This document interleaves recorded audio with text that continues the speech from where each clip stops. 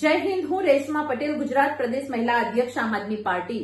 આજે ગુજરાતમાં ભાજપ સરકાર દ્વારા પ્રેસ વાર્તા કરવામાં આવે છે અને એમાં વાતો વહેતી કરવામાં આવે છે કે સ્વદેશી અપનાવો અને ભારત દેશને આત્મનિર્ભર બનાવો।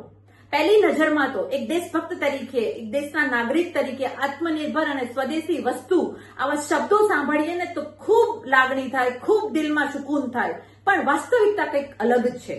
વસ્તુ એ સમજવાની છે કે ભાજપ કામની રાજનીતિમાં પહોંચી નથી શક્યું। ભાજપ ભારતને આત્મનિર્ભર બનાવવાની જે વાતોના વડા કર્યા હતા ને એમાં પહોંચી નથી શક્યું। એની કામની રાજનીતિ આજ ફેલ થઈ ગઈ છે।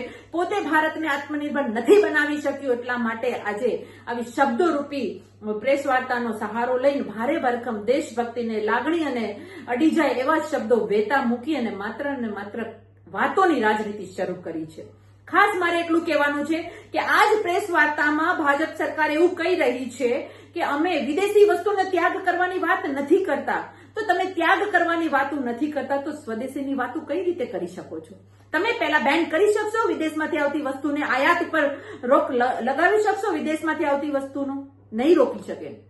આપણે સૌ જાણીએ છીએ કે આપણે ગાડીઓ વિદેશી વાપરીએ છીએ, આપણે મોબાઈલ વિદેશી વાપરીએ છીએ, આપણે ઘડિયાળ વિદેશી વાપરીએ છીએ, આપણે દવાઓ વિદેશી વાપરીએ છીએ, આપણે ટેકનોલોજી વિદેશી વાપરીએ છીએ, આપણે અસંખ્ય વિદેશી વસ્તુ વાપરીએ છીએ અને આ ભાજપ સરકાર એવું કહી રહી છે કે સ્વદેશી અપનાવો અને આત્મનિર્ભર ભારતની રચના કરો। અશક્ય નથી, આપણે સૌ જાણીએ છીએ અને ભાજપ સરકાર પણ જાણે છે, પણ એને ખબર છે કે ભારતની સરકાર ભારતની જનતાને કઈ રીતે ભારે ભરખમ શબ્દોમાં પોતાના બાજુ કરવા।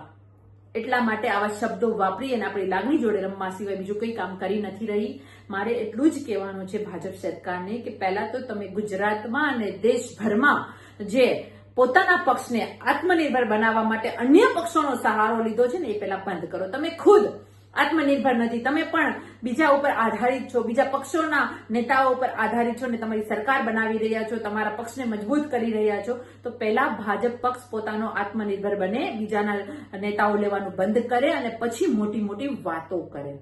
એટલે આ તકે મારે એટલું જ કહેવાનું છે જનતાને કે ભરમાશો નહીં। આત્મનિર્ભર અને સ્વદેશીની વાતો માત્ર શબ્દરૂપી વાતો છે, વાસ્તવિકતા એનાથી અલગ છે। ફરી એક વાર પ્રભુ શ્રી રામના નામે આપણા સાથે લાગણીમાં છલ કર્યું, દેશભક્તિના નામે આપણી સાથે લાગણીમાં છલ કર્યું, એવી જ રીતે ભાજપ ફરી પાછો આપણી લાગણી સાથે રમવા માટે સ્વદેશી અને આત્મનિર્ભર જેવી વાતો આપણા વચ્ચે વેતી મૂકી અને દેશભક્ત તરીકે આપણી જે લાગણી છે એ લાગણીને ઢંઢોળવાનું કામ કરે છે અને આપણને સારું લાગે, આપણને સાંભળવામાં સારું લાગે એવી વાતો કરી અને પોતાની કામની નિષ્ફળતાને છુપાવવાનું કાર્ય કરી રહ્યું છે। પોતે જે વાયદાઓ આત્મનિર્ભર બનાવવાના કર્યા હતા એ વાયદાઓ છુપાવવાનું કામ કરી રહ્યું છે, સ્પષ્ટ સાબિત થાય છે। ધન્યવાદ।